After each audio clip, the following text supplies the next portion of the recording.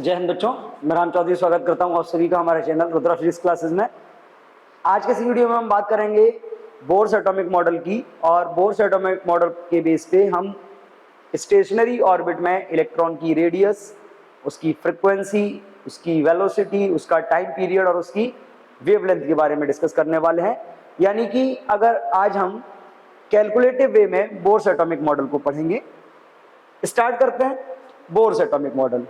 देखिए, Bohr's atomic model से पहले थॉमसन एटॉमिक मॉडल और रदरफोर्ड एटॉमिक मॉडल इंट्रोड्यूस किए गए, बट दोनों ही मॉडल्स में ड्रॉबैक्स थे, या यूं कहें कि दोनों ही मॉडल फेल हो गए।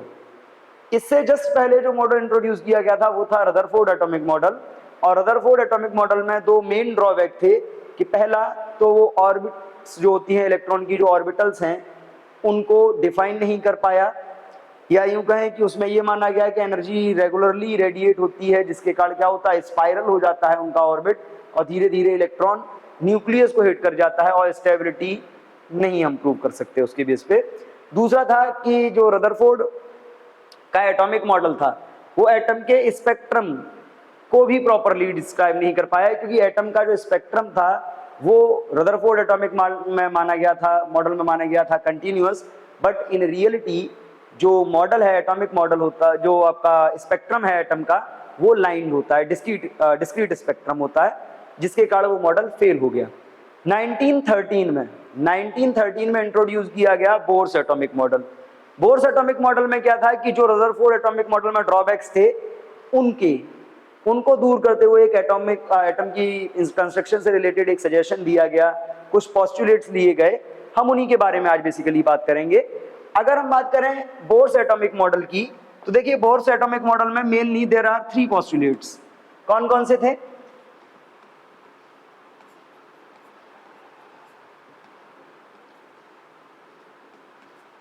फर्स्ट पोस्टुलेट क्या था कि according to the Bohr's atomic model, atom spherical है, एटम के अंदर जो इलेक्ट्रॉन है वो न्यूक्लियस के सराउंडिंग में सर्कुलर ऑर्बिट में रिवॉल्व करते हैं। तो इसी के बेस पे फर्स्ट पोस्टुलेट क्या था कि electrons revolve around nucleus in circular orbits and. अब देखिए सर्कुलर ऑर्बिट है, तो सर्कुलर ऑर्बिट में मूव करने के लिए क्या चाहिए? सेंट्रीपिटल फोर्स चाहिए। वो सेंट्रीपिटल फोर्स कहां से मिला, उसके बारे में भी डिस्कशन यहां पे किया गया। And required centripetal force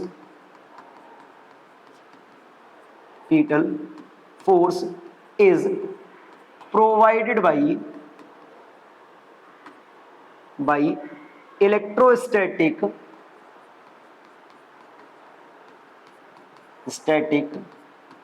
attraction between electron and nucleus. यानी कि इलेक्ट्रॉन नेगेटिव होता है, न्यूक्लियस इलेक्ट्रिकली पॉजिटिव होता है, तो इनके बीच जो इलेक्ट्रोस्टैटिक फोर्स वर्क करता है वही इलेक्ट्रोस्टैटिक फोर्स सेंट्रीपिटल फोर्स में कन्वर्ट हो जाता है। और अगर हम इस मॉडल के बेस पे बात करें तो देखिए, जैसे स्ट्रक्चर है एटम का, आपको मालूम है कि सपोज ये मान लीजिए ये न्यूक्लियस है, और इस न्यूक्लियस में क्या है, इस न्यूक्लियस के अंदर प्रोटॉन्स होते हैं। मान लीजिए ये जो पिंक हैं ये प्रोटॉन्स हैं, और प्रोटॉन्स के अलावा इनमें न्यूट्रॉन्स भी होते हैं। तो प्रोटॉन के अलावा यहाँ पे न्यूट्रॉन भी होंगे, ये मान लीजिए ये न्यूट्रॉन है। तो ओवरऑल क्या होगा, ओवरऑल जो आपका न्यूक्लियस होगा वो पॉजिटिव होगा। इसके सराउंडिंग में ऑर्बिट्स होती हैं, सराउंडिंग में जो ऑर्बिट्स होंगी, इन्हीं ऑर्बिट्स में क्या करेगा, इलेक्ट्रॉन रिवॉल्व करेंगे, और इलेक्ट्रॉन को रिवॉल्व करने के लिए जो सेंट्रीपिटल फोर्स चाहिए, इलेक्ट्रॉन को रिवॉल्व करने के लिए जो सेंट्रीपिटल फोर्स चाहिए, वो सेंट्रीपिटल फोर्स कहां से मिलेगा? इन दोनों के बीच में जो इलेक्ट्रोस्टैटिक अट्रैक्शन वर्क कर रहा होगा, वही इलेक्ट्रोस्टैटिक अट्रैक्शन सेंट्रीपिटल फोर्स में कन्वर्ट हो जाएगा।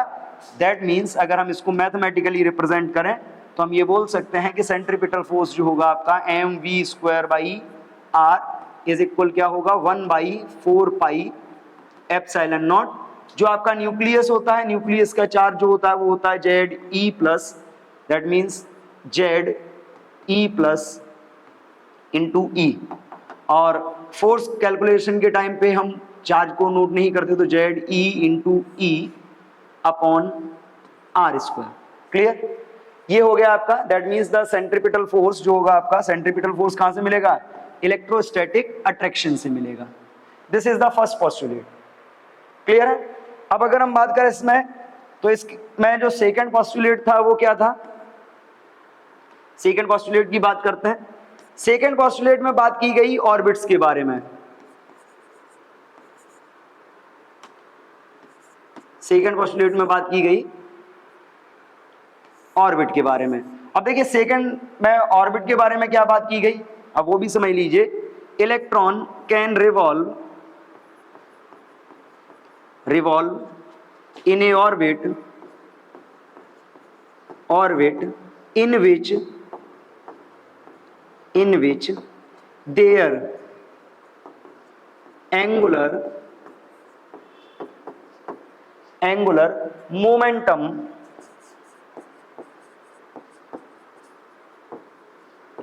is integral multiple of h upon 2 पाई। यानी कि ऐसा भी नहीं है कि इलेक्ट्रॉन इस न्यूक्लियस के सराउंडिंग में, कोई भी इलेक्ट्रॉन किसी भी ऑर्बिट में रिवॉल्व कर सकता है। हर इलेक्ट्रॉन की ऑर्बिट फिक्स होती है और एक इलेक्ट्रॉन केवल उसी ऑर्बिट में रिवॉल्व कर सकता है जिस ऑर्बिट में उसका एंगुलर मोमेंटम h अपॉन 2 पाई का इंटीग्रल मल्टीपल होगा। क्या होगा? Integral multiple. इंटीग्रल मल्टीपल का मतलब है कि हमको यहां से एक इंटीजर नंबर मिलेगा, integral multiple of h upon 2 pi. Clear? अब यहां पे देखो इंटीग्रल मल्टीपल होने का मतलब क्या है कि अगर हम इसको मैथमेटिकली रिप्रेजेंट करें तो इस कंडीशन में जो L होता है यानी कि angular momentum, that means mv upon r, वो क्या होना चाहिए? n h अपॉन 2 पाई। ये होना चाहिए एन एच अपॉन 2 पाई। होने का मतलब आप देखो यहाँ पे n क्या है। अगर हम यहाँ पे n की बात करते हैं तो यहाँ पे जो आपका n आएगा वो n होगा आपका principal quantum number. Principal quantum number, principal quantum number का मतलब है कि सपोज किसी इलेक्ट्रॉन के लिए जो उसका एंगुलर मोमेंटम आ रहा है वो 2h अपॉन 2 पाई आ रहा है। 2h अपॉन 2 पाई का मतलब है n की वैल्यू 2 है, दैट मींस वो इलेक्ट्रॉन सेकंड ऑर्बिट का होगा। 3h अपॉन 2 पाई आएगा वो थर्ड ऑर्बिट का होगा। 4h अपॉन 2 पाई आएगा वो फोर्थ ऑर्बिट का होगा। क्लियरली? तो इंटीग्रल मल्टीपल होगा और यहाँ पे जो n निकल के आएगा, जो इंटीजर नंबर यहाँ पे निकल के आएगा, that is the principal quantum number. Principal quantum number means directly we can say the number of orbit. This is the second postulate. This is also called the Bohr quantization law. इसको हम क्या बोलते हैं? इसको हम Bohr quantization law या Bohr momentum law भी बोलते हैं एक तरीके से। क्लियर है? इसके अलावा इस मॉडल में एक और पोस्टुलेट था। देखिए यहाँ पे इन्होंने क्या किया कि इलेक्ट्रॉन रिवॉल्व करेगा, रिवॉल्व करने के लिए सेंट्रीपिटल फोर्स चाहिए, उसको सेटिस्फाई कर दिया फर्स्ट पोस्टुलेट में। इलेक्ट्रॉन की ऑर्बिट के बारे में बात की, ऑर्बिट यहां से फिक्स हो गई। इलेक्ट्रॉन उसी ऑर्बिट में रिवॉल्व करेगा जिस ऑर्बिट में उसका एंगुलर मोमेंटम इंटीग्रल मल्टीपल होगा h अपॉन 2 पाई का। और इस ऑर्बिट को नाम भी दिया। इस ऑर्बिट को क्या नाम दिया? Ground state. ग्राउंड स्टेट, या इसी को क्या बोला जाता है? इसी ऑर्बिट को बोला जाता है स्टेशनरी ऑर्बिट। यानी कि क्योंकि इसमें इसका एंगुलर मोमेंटम सेटिस्फाई हो रहा है तो इस ऑर्बिट को ग्राउंड स्टेट या स्टेशनरी ऑर्बिट नाम दिया गया। इसके अलावा इस मॉडल में एक और पोस्टुलेट था जिसकी अगर हम बात करें तो देखिए अब बोर मॉडल का जो पोस्टुलेट थर्ड था,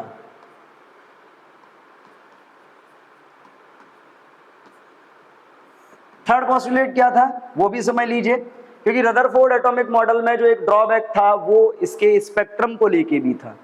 स्पेक्ट्रम से रिलेटेड थर्ड पोस्टुलेट क्या दिया इन्होंने? देखो एक सिंपल एक कंसीडरेशन लिया कि जैसे हम मान लेते हैं कि ये न्यूक्लियस है, ठीक है, इस न्यूक्लियस में प्रोटॉन न्यूट्रॉन है, प्रोटॉन है, इन्हीं के बीच में न्यूट्रॉन्स हैं, यानी कि ओवरऑल जो हमारा न्यूक्लियस है वो इलेक्ट्रिकली पॉजिटिव है।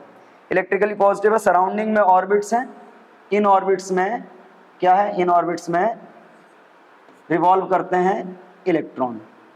क्लियर? अब इन ऑर्बिट्स में जब इलेक्ट्रॉन रिवॉल्व करेंगे तो अब इन इलेक्ट्रॉन्स के लिए देखिए बड़ी कॉमन कंडीशन की, मान लीजिए इलेक्ट्रॉन इसमें रिवॉल्व कर रहे हैं इस टाइप से।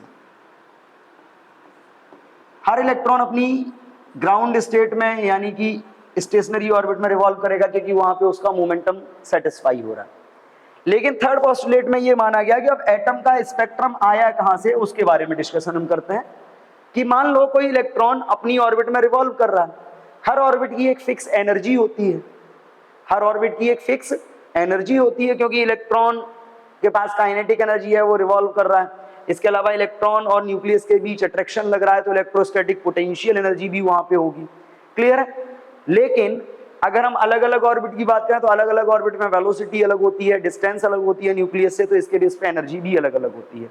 तो हर ऑर्बिट में जैसे मोमेंटम होता है फिक्स, वैसे ही हर ऑर्बिट की एनर्जी लेवल भी फिक्स होता है। इसलिए कोई भी इलेक्ट्रॉन जब अपनी ऑर्बिट में रिवॉल्व करता है तो रिवॉल्व करते टाइम वो रेडिएशन को एमिट नहीं करता, क्योंकि अगर रेडिएशन एमिट करेगा तो एनर्जी कंसीडरेशन चेंज हो जाएगा, ऑर्बिट चेंज हो जाएगा और फिर तो वही रदरफोर्ड वाली मिस्टेक हो जाएगी। तो नॉर्मली यहाँ पे क्या है कि रिवॉल्विंग इलेक्ट्रॉन नहीं करता रेडिएशन, बट एटम के पास फिर स्पेक्ट्रम कहां से आया, जैसे हाइड्रोजन है, हाइड्रोजन का स्पेक्ट्रम हमको कहां से मिला, इसके बारे में भी बोहर ने बात की। बोहर ने क्या बोला, orbiting electron, orbiting electron in ground state, ground state, या हम बोल सकते हैं in stationary orbit, stationary orbit do not emit radiation, radiation, but when it gets energy and goes to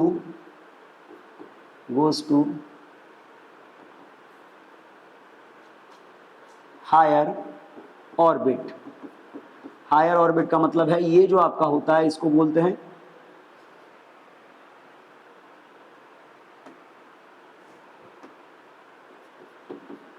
excited state, excited state. अब देखिए electron अपनी orbit में revolve कर रहा है, ये किसी भी प्रकार के रेडिएशन को एमिट नहीं करता, बट बाई एनी मेथड और बाई एनी वे किसी भी इलेक्ट्रॉन को एनर्जी मिलती है। एनर्जी मिलेगी तो क्या होगा, एनर्जी मिलने पर ये इलेक्ट्रॉन एनर्जी को गेन करेगा और जैसे ही इसका एनर्जी लेवल बढ़ के किसी हायर ऑर्बिट के इक्वल हो जाएगा तो ये इलेक्ट्रॉन अपनी ऑर्बिट से उस हायर ऑर्बिट में चला जाएगा।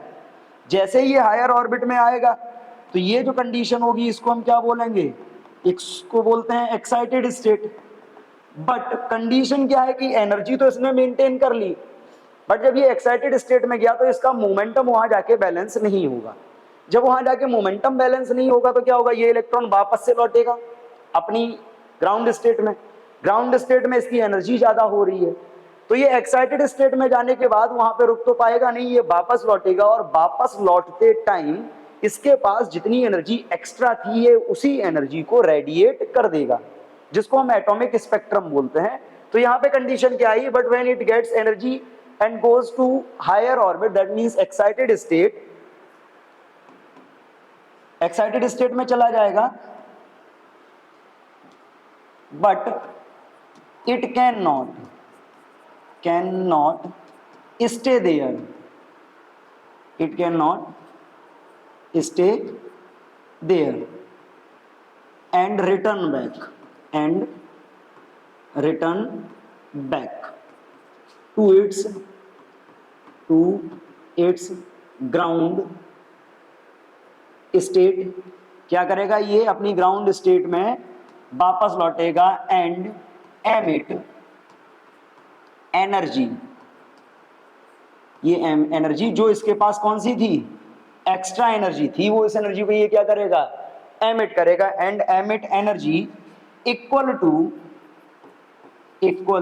टू द डिफरेंस ऑफ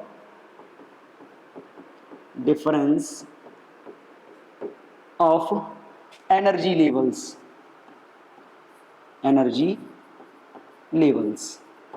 यानी कि जब ये एक्साइटेड स्टेट से ग्राउंड स्टेट में वापस लौटेगा तो वापस लौटते टाइम इसके पास जो एक्स्ट्रा एनर्जी है, ये उस एक्स्ट्रा एनर्जी को क्या करेगा, एमिट करेगा, रेडिएट करेगा।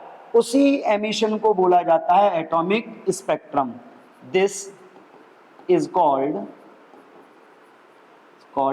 Atomic spectrum. यानी कि जब ये वापस लौटेगा तो ये एक्स्ट्रा एनर्जी जो इसके पास थी, उस एनर्जी को ये रेडिएट करेगा, एमिट करेगा, उसी को हम एटॉमिक स्पेक्ट्रम बोलेंगे। एटॉमिक स्पेक्ट्रम का मतलब क्या है कि सिंपली अगर हम यहाँ पे बात करें तो यहाँ पे हमको फॉर्मूला मिलने वाला है, E इज इक्वल, सिंपली हम लिख सकते हैं energy in excited state minus energy in ground state. ठीक है, energy in ground state, that means simply E is equal क्या होगा, एनर्जी, यानी कि एक्साइटेड स्टेट को हम मान लेते हैं कि फाइनल एनर्जी लेवल था, और ये क्या था, इनिशियल, या इसी को आप बोल सकते हो H new is equal EF minus EI। Clear? तो there are 3 postulates in the Bohr's atomic model that will define the atom briefly। क्या क्या postulates थे? पहला अगर हम बात करते हैं, फर्स्ट postulate था कि इलेक्ट्रॉन रिवॉल्व करता है around the nucleus in circular orbit and the required centripetal force is provided by the attraction. जो सेंट्रीपिटल फोर्स है वो अट्रैक्शन से मिलता है। सेकंड था क्वांटाइजेशन के लिए कि हर इलेक्ट्रॉन की ऑर्बिट फिक्स होती है और कोई भी इलेक्ट्रॉन केवल उसी ऑर्बिट में रिवॉल्व कर सकता है जहां पर उसका एंगुलर मोमेंटम h/2π का इंटीग्रल मल्टीपल होगा, और यहाँ पे ये जो नंबर आएगा and that will define the quantum principle quantum number या number of orbit. Third postulate क्या था कि ऑर्बिटिंग इलेक्ट्रॉन एनर्जी रेडिएट नहीं करता, बट जब उसको कहीं से एनर्जी मिलती है और वो हायर एनर्जी लेवल में चला जाता है, that is called the excited state. But ये वहां पे नहीं रुकेगा क्योंकि मोमेंटम वहां बैलेंस नहीं होगा, ये वापस लौटेगा, और वापस लौटते टाइम ये क्या करेगा, एनर्जी को रेडिएट करेगा। That is equal to the difference of energy levels of excited state and ground state. जो एनर्जी रेडिएट करता है उसी एनर्जी को हम बोलते हैं एटॉमिक स्पेक्ट्रा, और उसके लिए हम फॉर्मूला यूज करते हैं E is equal final energy minus initial, या H new is equal final energy minus initial. तो ये तो थे postulates of bourse atomic model. अब अगर हम बोर्स एटॉमिक मॉडल की बात कर रहे हैं तो देखिए इसी बोर्स एटॉमिक मॉडल के बेस पे एटम से रिलेटेड, एटम में जो इलेक्ट्रॉन है उनकी जो ऑर्बिट हैं उनसे रिलेटेड कई टाइप की हम कैलकुलेशंस भी करते हैं, कई टाइप की कैलकुलेशन भी की गई, एटम को इन डिटेल स्टडी किया गया। हम वन बाय वन उन सारी कैलकुलेशंस के बारे में डिस्कस करने वाले हैं, और बात करेंगे हम सबसे पहले रेडियस ऑफ स्टेशनरी ऑर्बिट। जैसे हमने इलेक्ट्रॉन की बात की, इलेक्ट्रॉन क्या करता है, ऑर्बिट में रिवॉल्व करता है। मान लीजिए ये न्यूक्लियस है, इस न्यूक्लियस में प्रोटॉन भी हैं, ठीक है, इस न्यूक्लियस में प्रोटॉन है और प्रोटॉन के अलावा इसमें न्यूट्रॉन भी हैं, प्रोटॉन न्यूट्रॉन दोनों हैं, और इसके सराउंडिंग में क्या है, इसके सराउंडिंग में है ऑर्बिट। अगर हम किसी भी ऑर्बिट की बात करते हैं, मान लीजिए ये कोई भी ऑर्बिट है, इस ऑर्बिट का जो नंबर है, सपोज इसका नंबर n है, और इसकी जो रेडियस है, सपोज इसकी जो रेडियस है, रेडियस की अगर हम बात करें यहाँ से लेके यहाँ तक, ये रेडियस है Rn, nth ऑर्बिट है, कौन सी ऑर्बिट है, nth ऑर्बिट है, और इसकी रेडियस है Rn, और इस रेडियस इस ऑर्बिट में एक इलेक्ट्रॉन रिवॉल्व कर रहा है। जो आपका न्यूक्लियस होता है, न्यूक्लियस के बारे में हमको मालूम है, न्यूक्लियस पॉजिटिवली चार्ज होता है, और न्यूक्लियस का जो चार्ज होता है उसको हम रिप्रेजेंट करते हैं Ze, पॉजिटिव है। क्लियर? अब यहां से देखो बात आती है कि nth ऑर्बिट की रेडियस कितनी होगी। तो अब देखो nth ऑर्बिट की रेडियस के लिए अगर हम बात करते हैं तो यहां पे हम सीधा सीधा बात करेंगे कि अगर बोर्स एटॉमिक मॉडल की बात करी जाए तो बोर्स एटॉमिक मॉडल में आपको 2 बातें मालूम है। क्या मालूम है? एक तो सेंट्रीपिटल फोर्स किसके इक्वल होता है, इलेक्ट्रोस्टैटिक फोर्स के इक्वल होता है। सेंट्रीपिटल फोर्स इलेक्ट्रोस्टैटिक फोर्स के इक्वल है, मतलब mv²/r इज इक्वल क्या है, 1/4πε0 इंटू ZE इंटू E/r², क्योंकि हमने फॉर्मूला पढ़ा हुआ है इलेक्ट्रोस्टैटिक फोर्स का 1/4πε0 Q1 Q2/r²। Q1 यानी कि न्यूक्लियस का चार्ज, Q2 यानी कि इलेक्ट्रॉन का चार्ज, R उसकी रेडियस हो गई ये। अब यहां से देखो, अगर हम यहां से कैलकुलेट करते हैं तो यहां की कैलकुलेशन के बेस पे अगर हम R को इधर ले आएंगे तो हमारे पास क्या आएगा, R से इसका एक स्क्वायर कैंसिल हो जाएगा, बेसिकली ये स्क्वायर कैंसिल, R इधर आ जाएगा, तो R इज इक्वल हमारे पास क्या आ रहा है, 1/4 pi epsilon naught into Z e square upon m v square. Clear. अब यहां पे देखो, आपको ये भी मालूम है कि अगर आप बोर्स एटॉमिक मॉडल की बात करते हो तो आपको ये भी मालूम है कि in the Bohr atomic model जो आपका एम वी आर है, क्या है, m v r, that is equal होता है एन एच अपॉन 2 पाई। क्या होता है, एन एच अपॉन 2 पाई। क्लियर है। हम यहाँ पे क्या करते हैं, हम यहाँ पे v की वैल्यू निकालते हैं। यहाँ पे अगर हम v की वैल्यू निकालते हैं तो यहाँ पे v की वैल्यू क्या आएगी, v इज इक्वल आएगा n h upon 2 pi m into r. अगर हम ये वैल्यू ऊपर इंप्लीमेंट कर लेते हैं, ऊपर इंप्लीमेंट अगर हम ये वैल्यू करेंगे तो यहाँ पे क्या हो जाएगा, नाउ कैलकुलेशन देखिए, v की वैल्यू अगर हम यहाँ पे रखते हैं तो ये क्या हो जाएगा, r is equal 1/4 pi epsilon not, clear, into Z e square upon m। v square का मतलब है n square h square upon ये क्या हो जाएगा 4 पाई स्क्वायर, 2 का स्क्वायर 4, पाई का स्क्वायर पाई स्क्वायर, m का स्क्वायर m स्क्वायर, और ये हो गया आपका r स्क्वायर। क्लियर।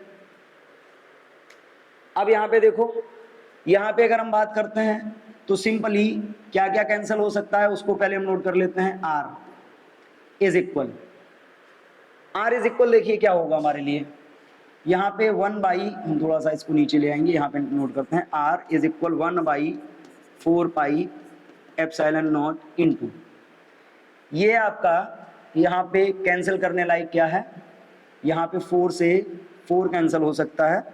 अगर हम यहाँ पे बात करते हैं, इस 4 से ये 4 कैंसिल, पाई से इसका स्क्वायर कैंसिल, और पाई से इसका स्क्वायर कैंसिल, इसके अलावा आपका m से m का स्क्वायर कैंसिल। बाकी की ये सारे टर्म कहाँ जाएंगे, ट्रांसफर होके ऊपर जाएंगे। जब ये सारे टर्म्स ट्रांसफर होके ऊपर जाएंगे तो ये आएगा आपका r is equal Z e square, ये क्या बचा, into pi into m into r square upon epsilon naught into n square into h square, n square into h square. अब इसमें देखो, अब इसमें भी कुछ कैंसिल हो सकता है, इस r से यहाँ 1 हो जाएगा, इसका स्क्वायर कैंसिल।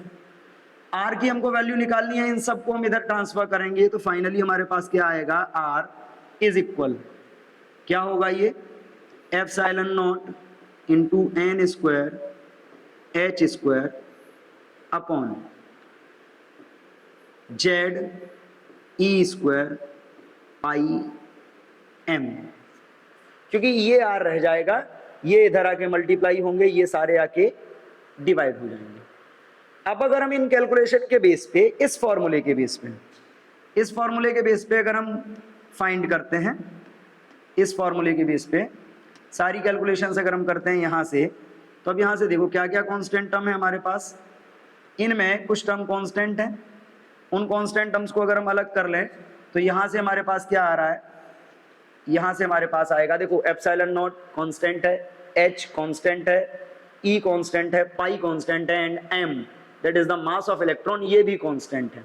इन सारे कांस्टेंट को अगर हम अलग करते हैं तो यहाँ से हमारे पास आएगा r इज इक्वल, ये हो जाएगा आपका epsilon naught into h square upon e square into pi m, और इंटू में हमारे पास बच रहा है n square upon Z, n square upon Z. Clear है? अब यहां से देखिए ये हमारे पास आ गया।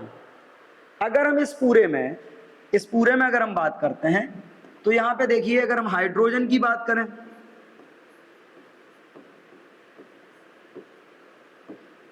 हाइड्रोजन के लिए हमारे पास क्या है, Z इज इक्वल 1 है। क्या है? Z is equal 1। तो यहां पे हमने कैलकुलेशन तो कर ली। बेसिकली ये जो रेडियस आई है, रेडियस का फॉर्मूला हमारे पास आ गया। कितना आया? R is equal epsilon naught into h square upon e square pi m into n square by Z. हम इसी फॉर्मूले के बेस पे कैलकुलेट करेंगे आगे।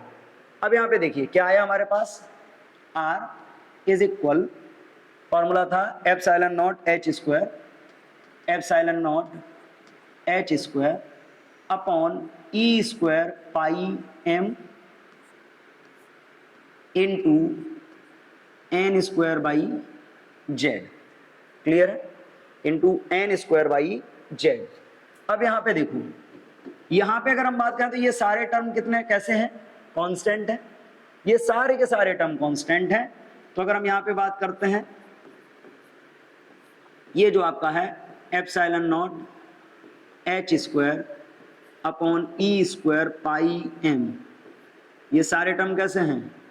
ये सारे टर्म हैं आपके कांस्टेंट, कांस्टेंट। और इनकी जो वैल्यू है वो होती है आपकी 0.53 इंटू 10 टू दी पावर -10। किस ऑर्डर में होती है? 0.53 इंटू 10 टू दी पावर -10 के ऑर्डर में। और जब ये 0.53 इंटू 10 टू दी पावर -10 के ऑर्डर में होंगे तो अगर हम यहाँ पे बात करते हैं तो यहाँ से हमको दो रिलेशन मिलेंगे। क्या रिलेशन मिलेंगे? वो रिलेशन हम नोट कर सकते हैं। अगर ये कांस्टेंट है that means we can say R is directly proportional to n square and R is inversely proportional to Z। Clear? ये दो रिलेशन मिल रहे हैं और इन्हीं दो रिलेशंस में से एक रिलेशन को अगर हम अप्लाई कर लें फॉर हाइड्रोजन, देखिए हाइड्रोजन के लिए जो आपका Z है उसकी वैल्यू क्या होती है? 1। अगर Z की वैल्यू 1 हो जाएगी देन जो आपका R है वो कितना होगा? वो होगा epsilon naught h square upon e square pi m into n square, क्योंकि Z की वैल्यू 1 हो गई, Z की वैल्यू 1 हो गई।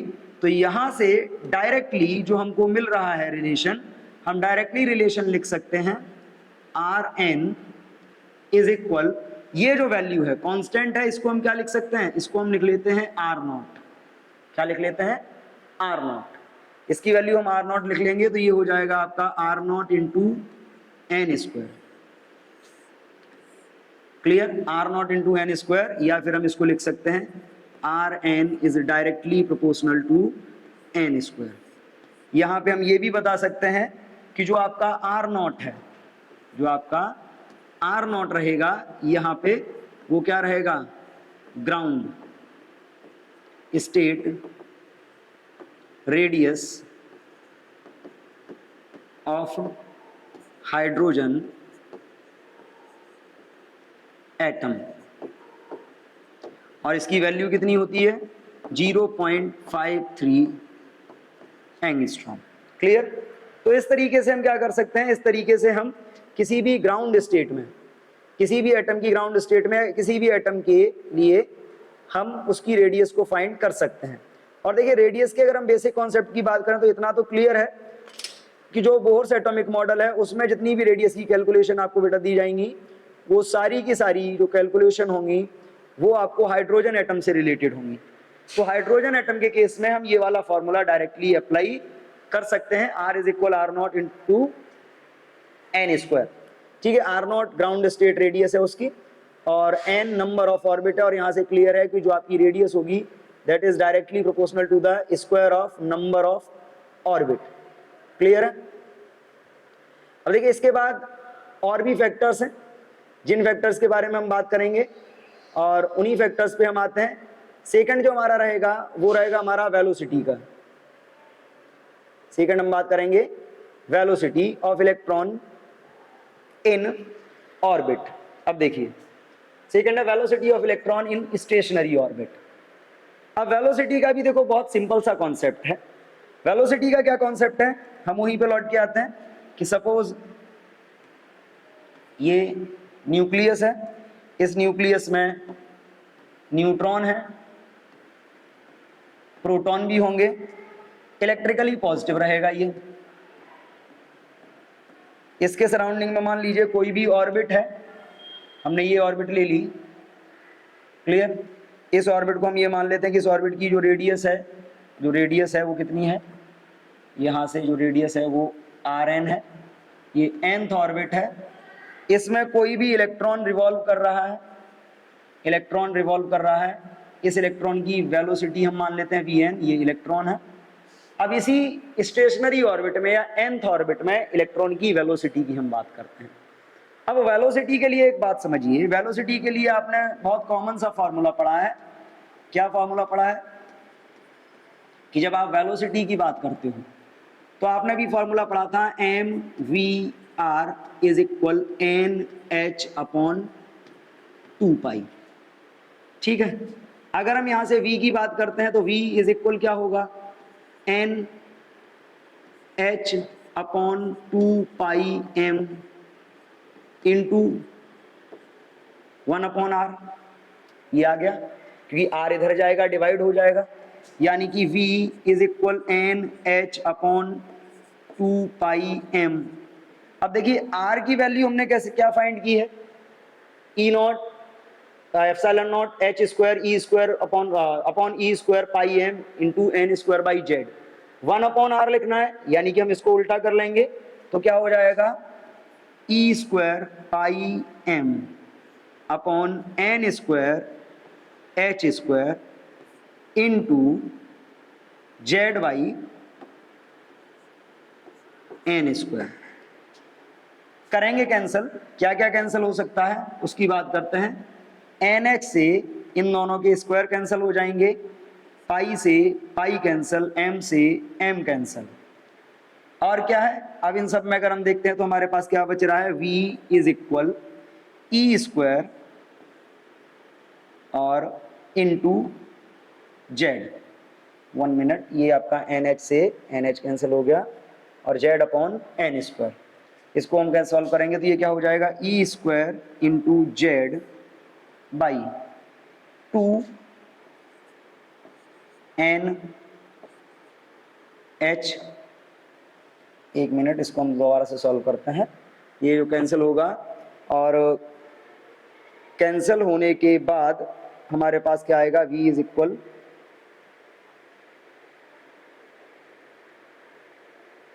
एप्सिलॉन नॉट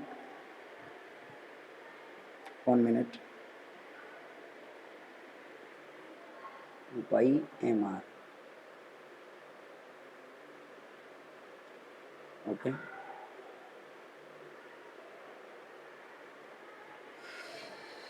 जिसको पाई m epsilon naught h square n square upon e square pi m on e square pi m, clear है, upon z। ये वैल्यू हम रखेंगे e square pi m, e square pi m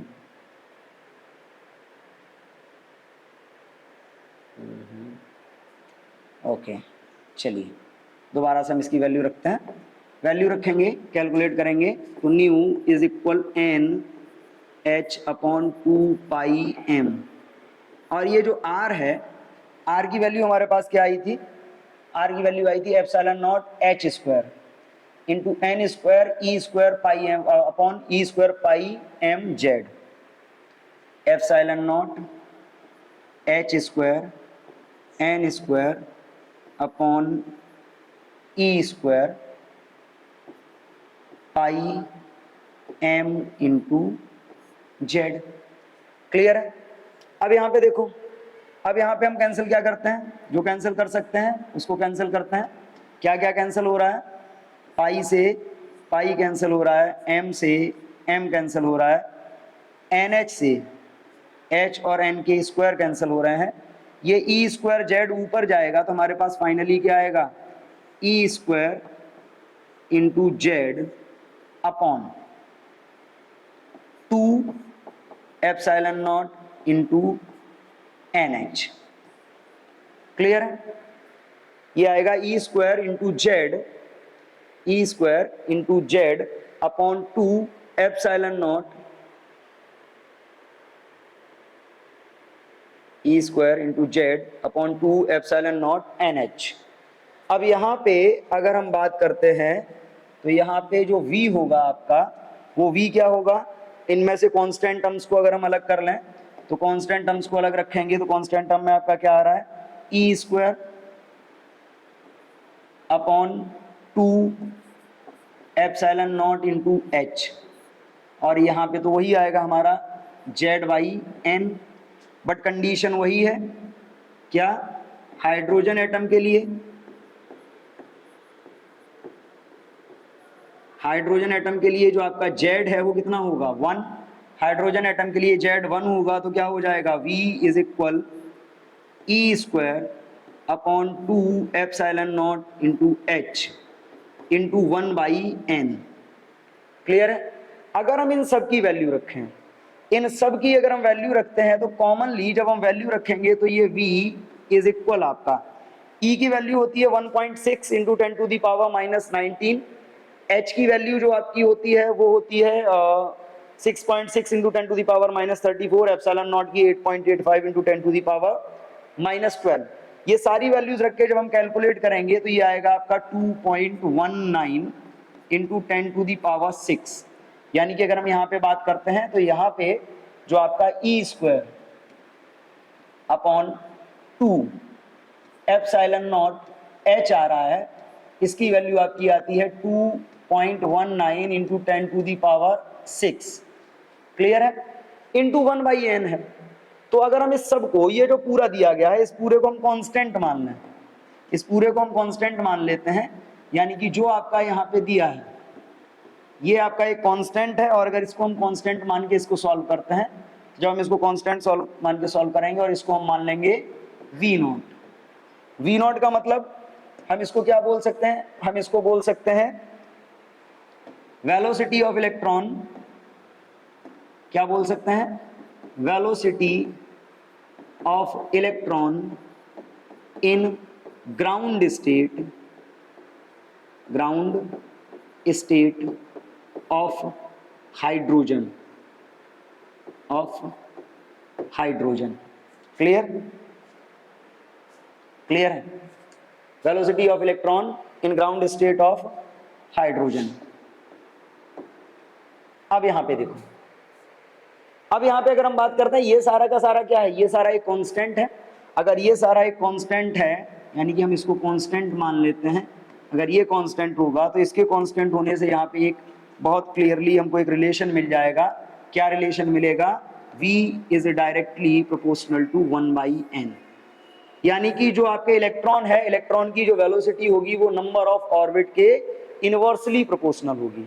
number of orbit के inversely proportional होने का मतलब है कि जैसे जैसे हम दूर जाएंगे इलेक्ट्रॉन की स्पीड स्लो बढ़ती जाएगी, रेडियस बढ़ेगी, रेडियस बढ़ेगी मतलब जो इलेक्ट्रोस्टैटिक अट्रैक्शन है वो कम होगा। इलेक्ट्रोस्टैटिक अट्रैक्शन कम होने का मतलब है कि जो स्पीड है वो धीरे धीरे कम होती जाएगी। बट कॉमनली हमारे पास फॉर्मूला क्या आया है, v is equal e square upon 2 epsilon naught h into 1/n। Clear है? तो यहां से हम कैलकुलेशन करके इस कांस्टेंट टर्म की वैल्यू फाइंड करते हैं, वो आती है approximately 2.19 into 10 to the power 6 metre पर सेकेंड आएगा इसका यूनिट, और यहां से हमारे एक रिलेशन आ गया, v is inversely proportional to l। Radius हो गई, वेलोसिटी हो गई। रेडियस और वेलोसिटी के बाद नेक्स्ट आता है हमारा frequency and time period of electron in stationary orbit, यानी कि जो फ्रीक्वेंसी है या जो टाइम पीरियड है वो क्या होगा स्टेशनरी ऑर्बिट में। तो अब देखो स्टेशनरी ऑर्बिट में अगर हम बात करते हैं तो सबसे पहले हम फ्रीक्वेंसी की बात करते हैं। फ्रीक्वेंसी का फॉर्मूला आपने पढ़ा है न्यू, इज इक्वल क्या होता है, v अपॉन 2πr। फ्रीक्वेंसी का मतलब होता है नंबर ऑफ साइकिल्स कंप्लीटेड पर सेकेंड। तो पर सेकेंड कितने साइकिल कंप्लीट हो रहे हैं वो तो स्पीड पे डिपेंड करता है, speed divided by the distance. कि टाइम पीरियड होता है 2πr अपॉन v, फ्रीक्वेंसी होती है v अपॉन 2πr। तो सिंपली अगर हम यहाँ पे बात करते हैं तो यहाँ पे एक रिलेशन, जैसे हम टाइम पीरियड की बात करते हैं तो टाइम पीरियड जो इलेक्ट्रॉन का होता है, टाइम पीरियड का आपने फॉर्मूला पढ़ा है, t इज इक्वल होता है 2πr अपॉन v। तो किसी भी ऑर्बिट के लिए जब आप 2πr अपॉन v करोगे तो इस फॉर्मूले में आप r और v की वैल्यूज को प्लेस करके उसके लिए जो उसका टाइम पीरियड है उसकी वैल्यू को कैलकुलेट कर सकते हो। Of electron in stationary orbit, ये जो आपकी वेवलेंथ है, ये वेवलेंथ बोली जाती है आपकी डी ब्रोगली वेवलेंथ। ये बोली जाती है आपकी डी ब्रोगली वेवलेंथ। अब देखिए डी ब्रोगली वेवलेंथ क्या है, उसके बारे में एक बहुत कॉमन सा कॉन्सेप्ट आपने पढ़ा है। De Broglie wavelength lambda is equal होता है h अपॉन एम वी। क्या होता है, lambda is equal h upon m v. लेकिन अगर हम बात करें बोर मॉडल की, तो देखो बोर मॉडल में आपने बहुत कॉमनली ये पढ़ा हुआ है कि बोर मॉडल में जो आपका एम वी आर है वो किसके इक्वल होता है, एन एच अपॉन 2π। अगर हम बात करते हैं एम वी को हम उधर ले जाते हैं तो ये क्या हो जाएगा, R is equal n upon 2π into n upon 2π, ये हो जाएगा एच अपॉन एम वी। अब देखो ये एच अपॉन एम वी किसके इक्वल होता है, लैम्डा के। H upon m v lambda के इक्वल है, तो आर इज इक्वल क्या होगा, n upon 2π into lambda. Simply हमने क्वांटाइजेशन कंडीशन में ही डी ब्रोगली वेवलेंथ को मर्ज कर लिया। तो यहां से अगर हम लैम्डा की वैल्यू निकालते हैं तो लैम्डा एन, एन का मतलब है nth ऑर्बिट में जो इसकी वेवलेंथ होगी वो क्या होगी, lambda n is equal r n into 2π upon N.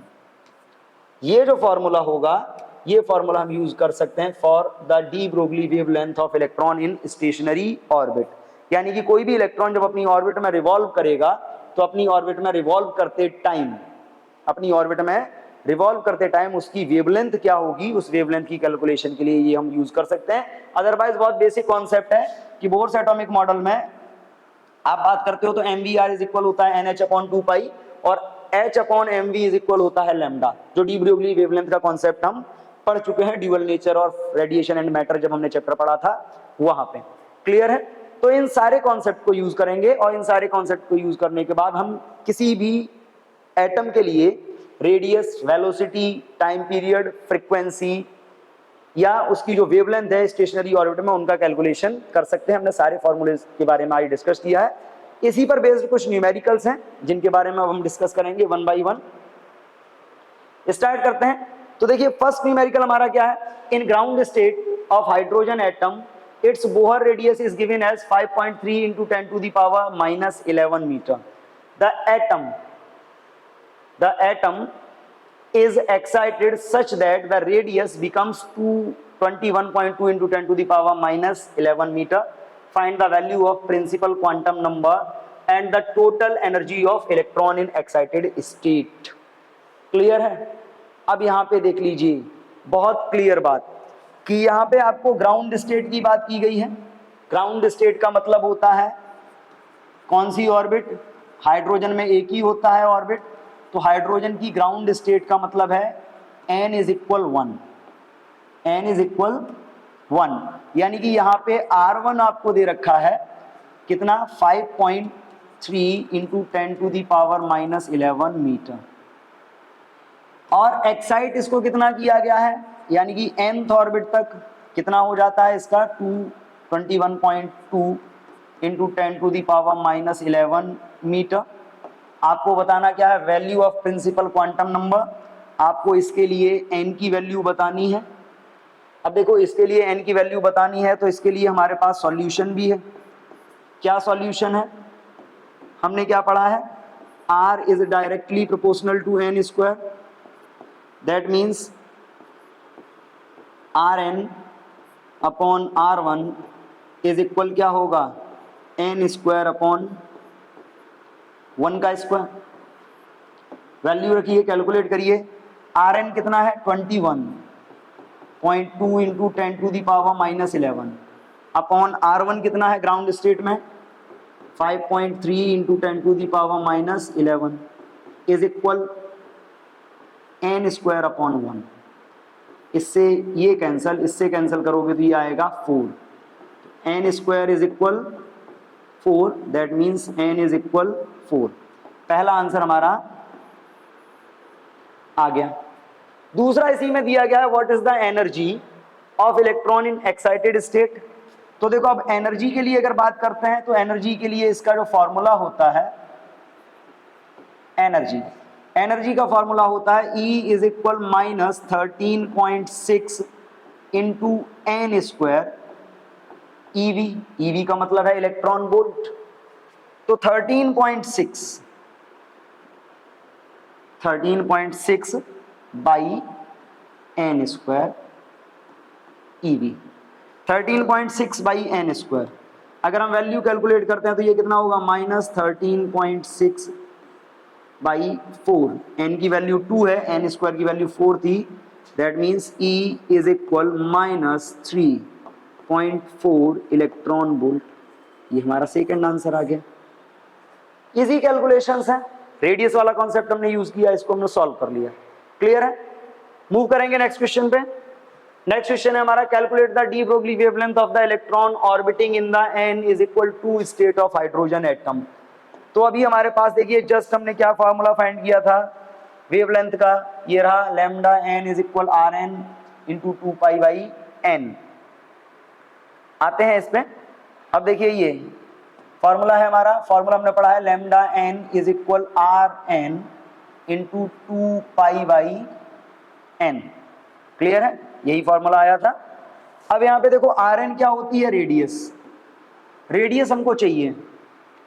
यहाँ पे अगर हम बात करते हैं तो lambda n is equal orbiting in n is equal to state of hydrogen atom. n is equal to का मतलब क्या है, आपने सिंपल सी बात पढ़ी थी. r की वैल्यू क्या होगी 0.53 into 10 to the power minus 10 into n square. ठीक है, ये वैल्यू हो गई Rn की into 2 pi upon n. n से इसका स्क्वायर कैंसिल हो जाएगा, n से इसका स्क्वायर कैंसिल. तुम्हारे पास क्या आएगा, लैम्डा 2 निकाल रहे हैं तो ये आएगा 0.53 into 10 to the power minus 10 into n की वैल्यू 2 इंटू 3.14. मल्टीप्लाई करेंगे हम तो मल्टीप्लाई करने पे आएगा lambda 2 is equal 0.53 into 10 to the power minus 10 और ये हो जाएगा 2 इंटू 2 4. 4 की अगर हम बात करते हैं तो 12.56.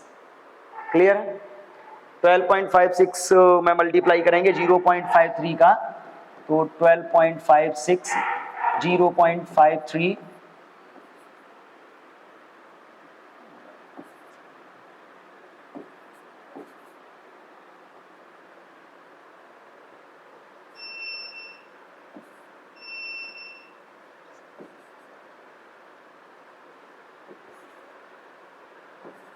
ये हमारा रहेगा 6.6568.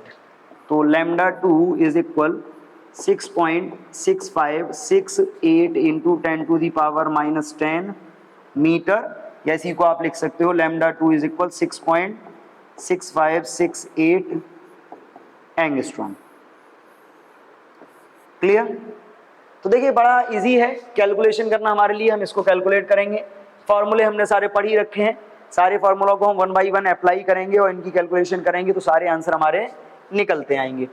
नेक्स्ट है हमारा determine the speed of electron in third orbit of He plus ion. Third orbit of He plus ion. अब देखिए third orbit of He plus ion की अगर हम बात करते हैं तो सिंपल सी बात समझने वाली ये है कि यहाँ पे जो हमारा फॉर्मूला आया था V का, वो क्या आया था, V is equal V naught into Z by n. V is equal आया था V naught into Z by n. अब देखो V is equal V naught Z by n. अब यहाँ पे अगर हम बात करेंगे He प्लस He के लिए Z कितना होगा 2, क्लियर है, 2 रहेगा। He का Z 2 रहता है, तो अगर हम यहाँ पे बात करते हैं तो V is equal V not कितना था 2.19 इंटू 10 टू दी पावर 6 था। Z की वैल्यू कितनी थी 2। N कौन सा है, determine the speed of electron in third orbit 3, कर लीजिए इसको। तो V इज इक्वल कितना होगा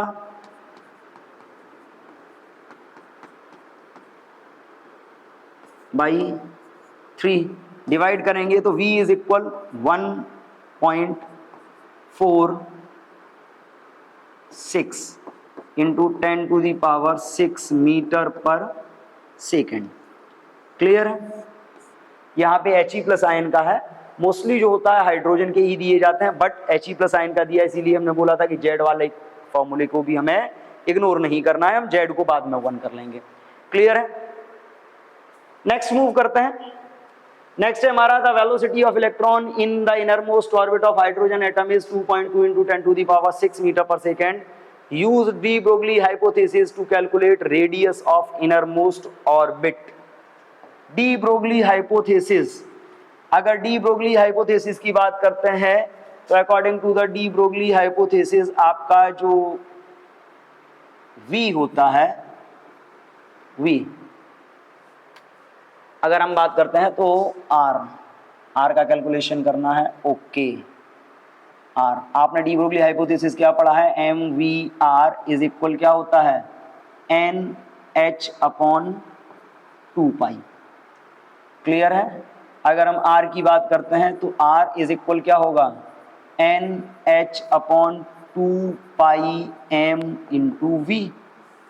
वैल्यू रखेंगे, N 1 है, H कितना है, H होता है 6.6 into 10 to the power minus 34 upon 2 into 3.14। Mass of electron 9.1 into 10 to the power minus 31, और V हमारे पास है 2.2 इंटू 10 टू दी पावर 6। इन सब को जब हम सॉल्व करेंगे तो अप्रोक्सीमेटली जो हमारे पास आने वाला है वो आने वाला है 0.53 into 10 to the power minus 10 metre inner most orbit. देखिए वैसे मेरे को तो याद है, मैंने लिख दिया, फिर भी एक बार हम लोग कैलकुलेट करके देखेंगे, इसको कैलकुलेट करके जरूर देखिएगा। अप्रोक्सीमेटली इतना ही आएगा, और जब ये इतना आ जाएगा तो हम इसको ये भी लिख सकते हैं R इज इक्वल 0.53 एंगस्ट्रॉम, क्योंकि 10 to the power minus 10 metre होता है वो एंगस्ट्रॉम के इक्वल होता है। हमने ये अभी जस्ट ड्राइव किया था, वही हम कंडीशंस यहाँ पे अप्लाई कर रहे हैं, इसलिए हमने यहाँ पे मल्टीप्लाई नहीं किया, बट आपको मल्टीप्लाई करके इसको देखना है। आप यहाँ पे मल्टीप्लाई करेंगे और इसका आंसर फाइंड कर सकते हैं। क्लियर है। मूव करते हैं। नेक्स्ट हमारा यही है the velocity of the electron in the inner most orbit of the hydrogen atom. ये तो अभी हम जस्ट कर ही चुके हैं। आज के लिए इतना ही, मिलते हैं नेक्स्ट वीडियो में जिसमें हम बात करेंगे energy in stationary orbit of atom, electron की जो एनर्जी होगी, और साथ ही साथ हम हाइड्रोजन स्पेक्ट्रम को स्टडी करेंगे। तब तक के लिए थैंक यू एंड जय हिंद।